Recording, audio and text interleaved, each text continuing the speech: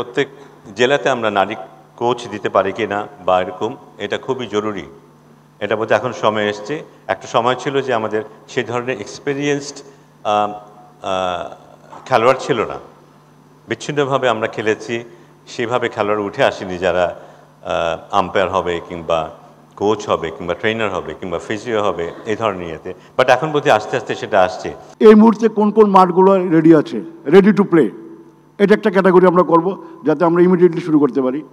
আউটফিল্ডে অনেক দিন ধরে কাজ হয় না, এগুলো আমাদের ঠিক করতে হবে, এগুলো মাইনর। আর মেজর যে অপারেশনগুলো আছে, সাপোজ যে উইকেট নাই, উইকেট বানাতে হবে, আউটফিল্ড প্রবলেম আছে, গ্রাউন্ড ইকুইপমেন্ট লাগবে, রোলার লাগবে, this are the major thing. So আমরা ডিস্ট্রিক্টের ব্যাপারে এই তিনটা ক্রাইটেরিয়া আমরা ইমিডিয়েটলি শুরু করছি। আর একটা আমরা যেটা করতে চাচ্ছি যে ফেজ ওয়াইজ আমরা কাজ করব। যেমন আমরা প্রথম 64 ডিস্ট্রিক্টের ভিতরে আমরা 15টা ডিস্ট্রিক্ট আমরা কাজ শুরু করব, মানে আইডেন্টিফাই করবে পটেনশিয়াল 15 ডিস্ট্রিক্টস প্রথম বছর 2025-26-এ আমরা 15টা ডিস্ট্রিক্ট, কারণ একসাথে সব হাত দিয়ে লাভ নেই, শুরু করতে বলবভাবে। তারপর আমরা শুরু করব যেমন 2026-27 আরও 25টা ডিস্ট্রিক্ট, তারপরে 2028 সাল পর্যন্ত আমরা করব বাকিগুলো।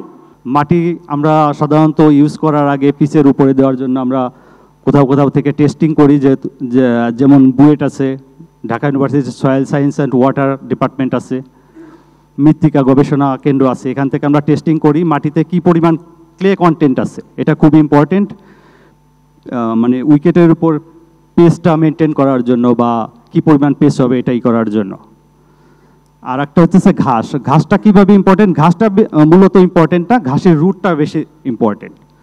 এই জন্য আমরা সাধারণত কিউরেটাররা দুর্বা ঘাসটা ব্যবহার করে থাকি। দুর্বা ঘাসের ইয়েটা হইতেছে, সুবিধা হইতেছে এর রুটটা দুই ধরনের বিস্তারিতভাবে মাটির সমান্তরালে যায়। একটা হইতেছে হরাইজন্টাল, মানে যেটাকে আমরা স্টয়লন বলি, আর একটা হইতেছে যেটা আনুভূমিকভাবে যায়, সেটাকে আমরা রাইজোম বলি। অত্যন্ত গুরুত্বপূর্ণ একটা জিনিস, সেটা হচ্ছে ট্যালেন্ট হান্ট করতে হবে।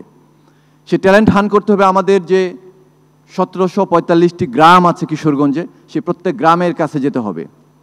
শুধু এই স্বপ্ন নিয়ে আমরা যাব না যে তুমি ক্রিকেট খেললে তোমার বড় সম্ভাবনা আছে, বরং ক্রিকেটের যে প্যাশন, সে ক্রিকেটের প্যাশনটা আমরা প্রত্যেকটা গ্রামে ছড়িয়ে দিতে চাই। শ্রীলঙ্কাতে আমি হোটেলে বসে আছি, হঠাৎ দেখি বাইরে বিরাট বড় র্যালি হচ্ছে।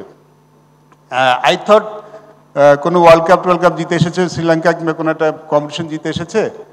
তো আমি আসতাম সেলিব্রেশনে কিসের জন্য। পরে শুনলাম যে দুটা স্কুলের ফাইনাল হচ্ছে, স্কুলের যারা সাবেক স্টুডেন্ট ছিল তারা সবাই এসছে র্যালিতে। সো ওরা কিন্তু এটাকে অন্যভাবে দেখে, অনেক ফেস্টিভ্যাল হিসেবে দেখে, প্রেস্টিজিয়াস হিসেবে দেখে। সো আমরা যখন স্কুল টুর্নামেন্টটা খেলবো, সেখানে আমরা যদি এরকম যারা ডিস্ট্রিক্ট স্কুলগুলি আছেন তারা যদি সেটাকে ওইভাবে একটু দেখেন, তাহলে মানে আরও ভালো হবে।